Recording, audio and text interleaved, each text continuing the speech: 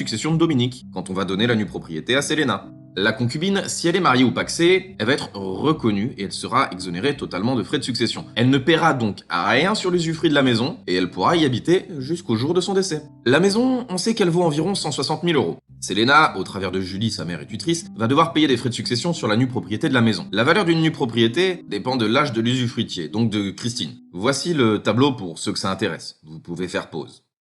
Ici, la concubine, on connaît pas son âge, mais on va dire 53 ans. Désolé Christine, c'est pour l'exemple. La nue propriété vaudra 50% de la valeur totale du bien, soit 80 000 euros. Vous allez me dire, Selena doit tout de même payer 55% de 80 000 euros. Ça fait toujours 44 000 euros, elle peut pas les sortir comme ça. Attendez, j'ai pas fini.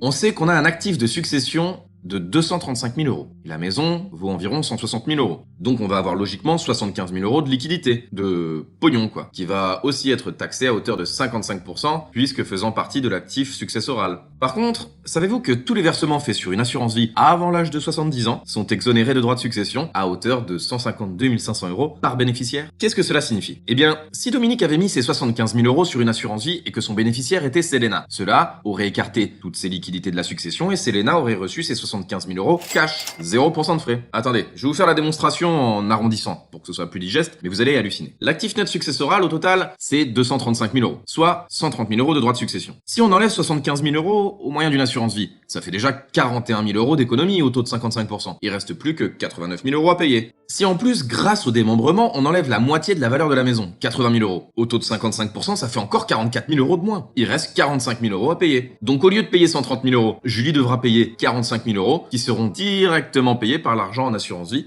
Et il restera 30 000 euros qui iront directement sur les comptes de Selena. Bilan des courses, si Dominique était passé devant le notaire et avait ouvert une assurance vie, en fait, s'il avait été bien conseillé, Christine pourrait toujours habiter la maison et Selena aurait bénéficié de 30 000 euros pour payer son permis de conduire, sa première voiture ou ses études, tout en attendant d'être complètement propriétaire de la maison au décès de la veuve de Dominique. En plus, c'est l'usufruitier qui doit payer l'entretien de la maison, donc Selena n'aura aucun frais de réparation à payer, ni de taxes foncières ou autre impôt local avant d'être pleine propriétaire.